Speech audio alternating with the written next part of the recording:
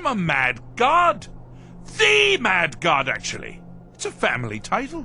Gets passed down from me to myself every few thousand years. Ketika membahas tentang Hirsinn di episode yang lalu, kita sempat menyinggung interaksinya dengan Sheogorath, Daedric Prince of Madness atau Dewa Kegilaan. Mereka bertarung untuk membawa seorang champion untuk diadu dalam sebuah duel. Sheogorath berhasil memenangkan taruhan tersebut dengan membawa seekor burung kecil yang tidak bisa bertarung. Hal ini tentunya sedikit tidak masuk akal dan di luar perkiraan. Randomisme, sifat unexpected, dan unpredictable memang merupakan ciri-ciri dari Sheogorath. Sheogorath ini adalah salah satu Daedric Prince terkuat di Oblivion. Selain kekuatannya yang besar, kelakuannya yang tidak bisa diprediksi membuatnya menjadi salah satu Daedric Prince yang paling ditakuti. Untuk mengenal Sheogorath lebih dalam, kita akan membahas mulai dari asal-muasalnya, kekuatannya, apa saja perannya di Aurbase, dan bagaimana praktik penyembahannya di setiap kebudayaan di Tamriel.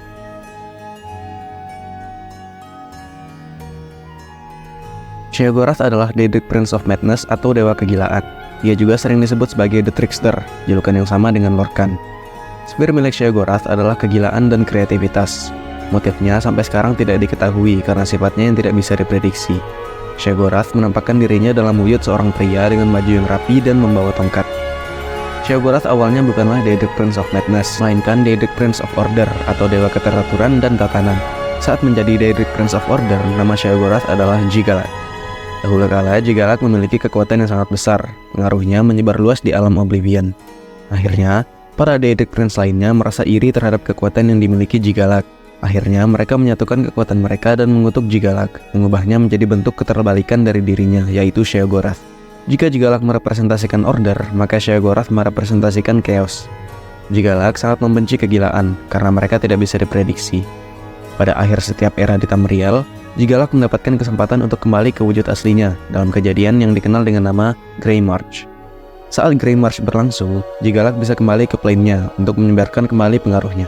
Tetapi setelah Grey March berakhir, Jiggalak akan berubah kembali menjadi Sheogorath dan menyebarkan kegilaan di plane-nya.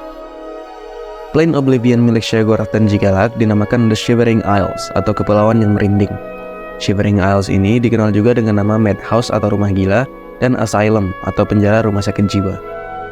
Shivering Isles ini merupakan sebuah pulau besar yang dikelilingi oleh pulau-pulau kecil. Shivering Isles memiliki dua wilayah yang berbeda, yaitu Mania dan Dementia. Mania berarti kegilaan.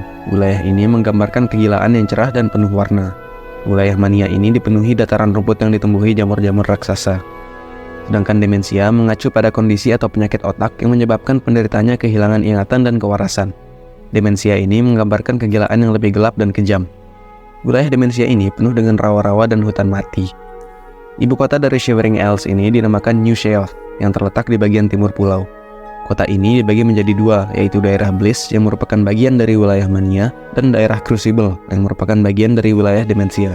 Istana Sheogorath terletak di ujung kota, di mana kedua wilayah ini bersatu.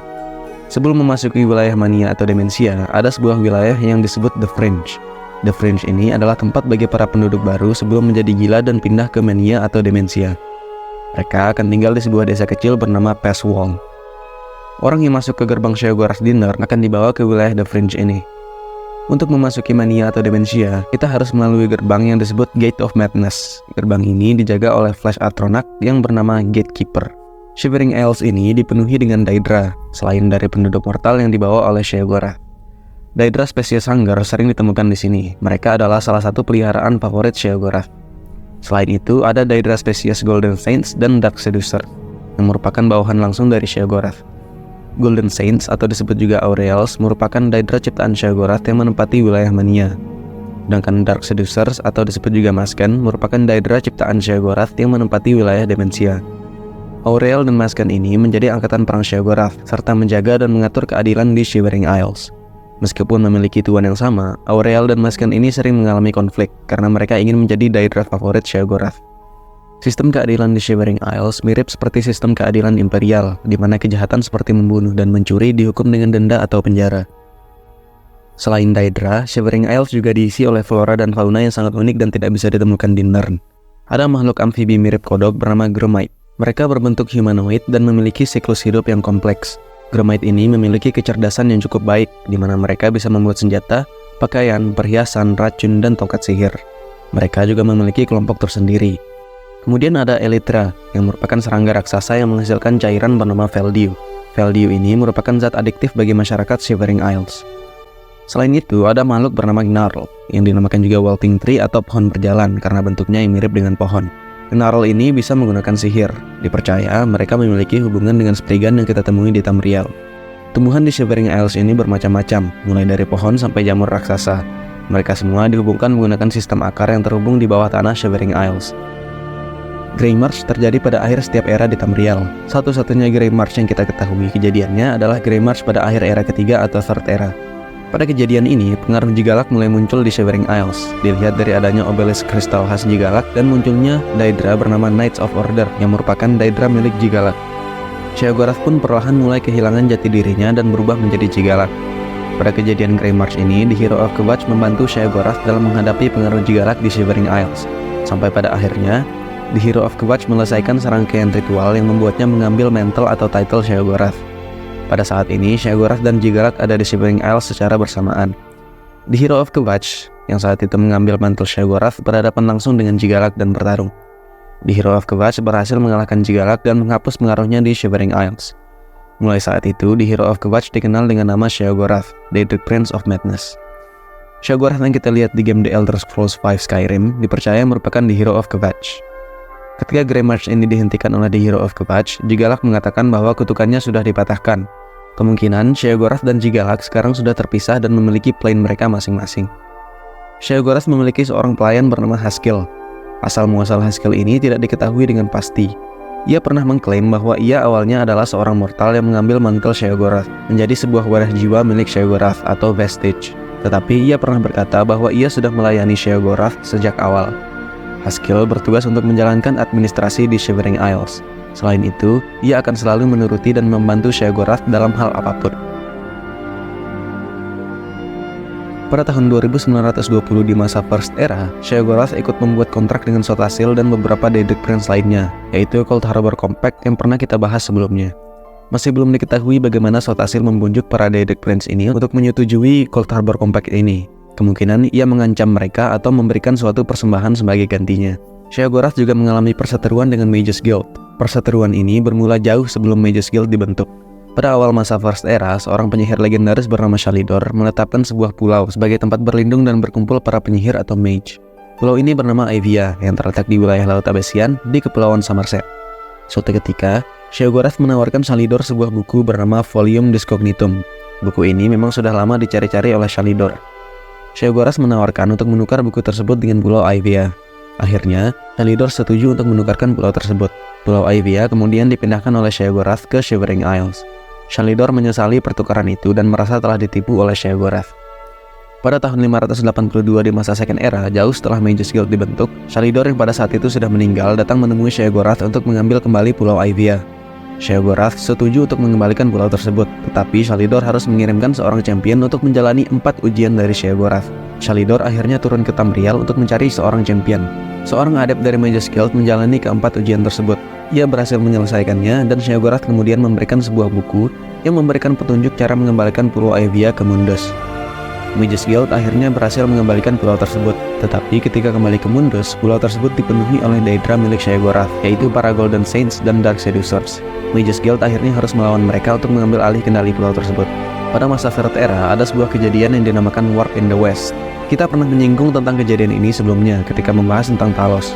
Warp in the West ini melibatkan perebutan kontrol dari Mantella dan Totem of Tiber Septim. Mantella adalah sebuah permata yang bisa digunakan untuk menghidupkan Numidium.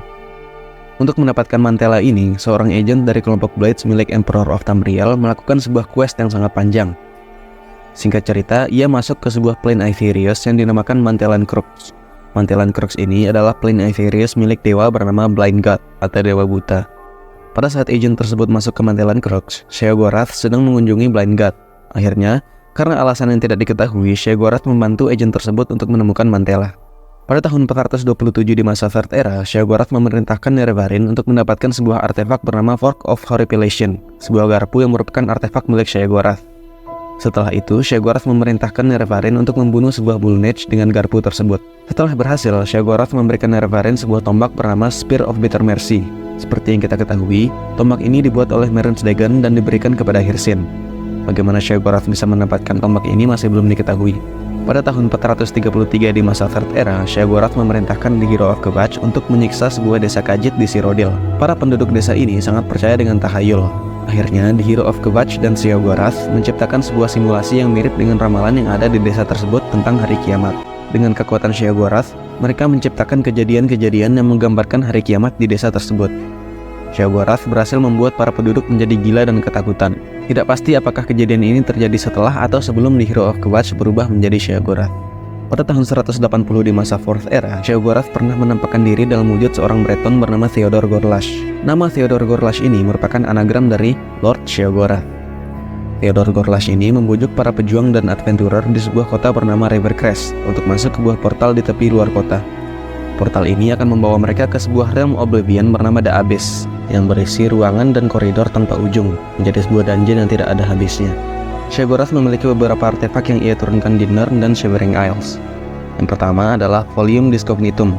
Volume Discognitum ini adalah sebuah buku yang berisi pengetahuan yang dikumpulkan dari orang-orang gila. Halaman buku ini berisi coretan-coretan aneh yang akan berpindah-pindah jika dipandang. Orang yang membaca buku ini akan mendapatkan kekuatan magika atau sihir yang luar biasa. Artefak kedua adalah Fork of Horripilation atau garpu merindik. Fork of Horripilation ini adalah sebuah garpu makan yang terbuat dari besi. Sheogorath menyebut garpu ini dengan nama Forky. Garpu ini diberikan enchantment yang mempengaruhi energi magika di sekelilingnya.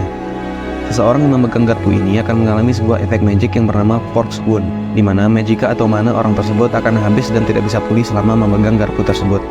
Garpu ini dinamakan garpu merinding karena ketika Sheogorath memberikan garpu ini kepada mortal, ia merasakan excitement yang membuat ia merinding, sedangkan mortal yang memegang garpu ini akan merasakan ketakutan sampai ia merinding. Garpu ini memiliki aroma seperti daging bakar. Artefak ketiga adalah Gamble Pudi, atau disebut juga Ambiguous Glove, atau sarung tangan ambigu. Gamble Pudi ini merupakan sebuah sarung tangan yang meningkatkan agility, intelligence, personality, dan luck seseorang, tapi akan menurunkan endurance, speed, strength, dan willpower. Fungsi utama sarung tangan ini adalah untuk upacara ketika seseorang memberikan sesembahan kepada Sheogorath di kuilnya. Artefak keempat adalah Memory Wand atau tongkat ingatan.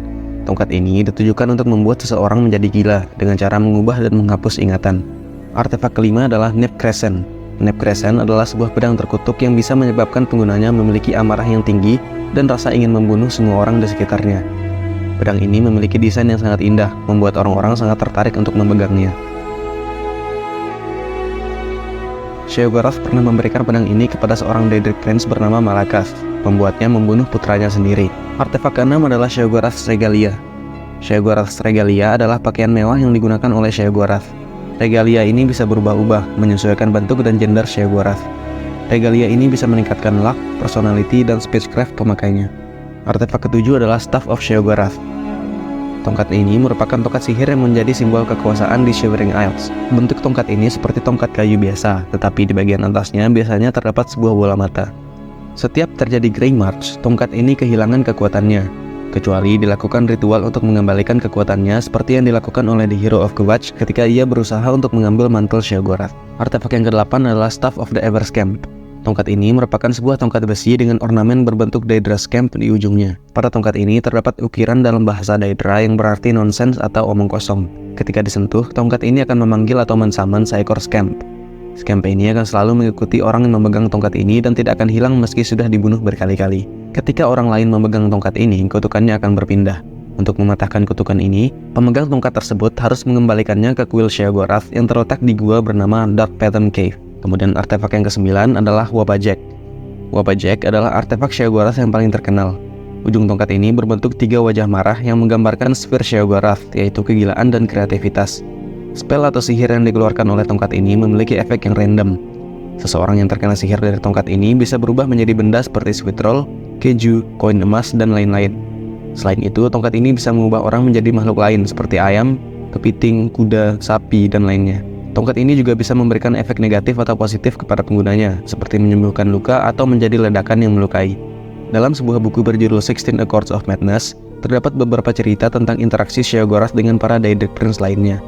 Contohnya adalah interaksinya dengan Hircine yang pernah kita ceritakan sebelumnya. Kemudian ada cerita tentang Malakath yang dibuat membunuh putranya sendiri menggunakan pedang terkutuk. Cerita-cerita ini memperlihatkan kemampuan Sheogorath untuk mengalahkan musuhnya tanpa harus berbuat banyak. Ia memanipulasi musuh-musuhnya untuk mengalahkan diri mereka sendiri. Dalam kebudayaan Khajiit, Sheogorath dikenal dengan nama Sheogorath atau The Skooma Cat. Sheogorath menampakkan dirinya dalam wujud seorang Alphig. Sheogorath menyebarkan kegilaan kepada para Khajiit melalui skooma, sebuah narkoba yang terbuat dari moon sugar. Para Khajiit percaya bahwa Sheogorath adalah dewa yang menguji iman mereka dalam perjalanan spiritual seorang Khajiit. Di kebudayaan Khmer, Sheogorath dipercaya mendampingi para Khmer ketika mereka hijrah dari Kepulauan Somerset ke Morrowind. Tetapi, ketika The Tribunals menjadi dewa dan menguasai Morrowind, mereka menetapkan 4 Daedric Prince sebagai Four Corner of the House of Troubles, atau The Prince of Fools. 4 Daedric Prince ini dianggap jahat oleh para Dunmer. Keempat Daedric Prince ini adalah Sheogorath, Mehrunes Dagon, Malakath, dan Molakbal. Penyembahan keempat Daedric Prince ini akan dijatuhkan hukuman mati. Sheogorath tidak senang akan hal ini dan menjatuhkan sebuah bulan bernama Bardau ke arah Vivec City di Morrowind.